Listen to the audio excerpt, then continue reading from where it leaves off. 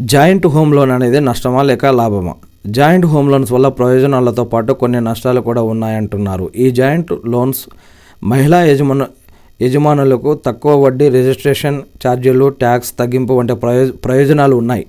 అయినప్పటికీ ఈ joint loan వల్ల కొన్ని అంతర్గతంగా సమస్యలు ఉంటాయని నిపుణులు చెప్తున్నారు. ఈ జాయింట్ లోన్లో ఇద్దరికీ సమాన బాధ్యతలు ఉంటాయి.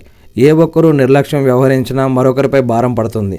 ఒకవేళ డిఫాల్ట్కు వెళ్తే ఆర్థిక నష్టాలకు దారితీస్తుంది. అంతేకాకుండా క్రెడిట్ స్కోర్పై తీవ్ర ప్రభావం పడి భవిష్యత్తులో రుణం పొందాలంటే ఇబ్బందులు పడాల్సి వస్తుంది.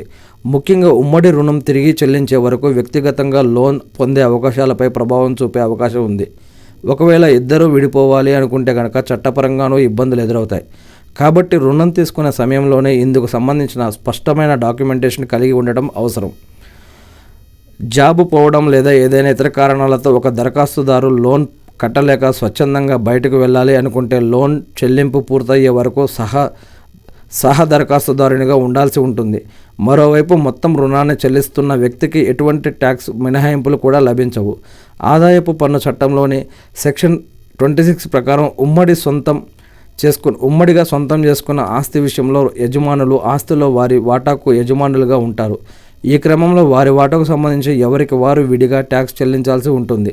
అలాగే ఆస్తి ఉమ్మడిగా సొంతం అయినందున భార్యాభర్తలు ఇద్దరు సెక్షన్ 24 కింద వడ్డీ ప్రయోజనాల్ని క్లెయిమ్ చేసుకోవచ్చట. ఇదంతా కూడా మనం వేటివ్ న్యూస్ నుంచి తీసుకున్నది.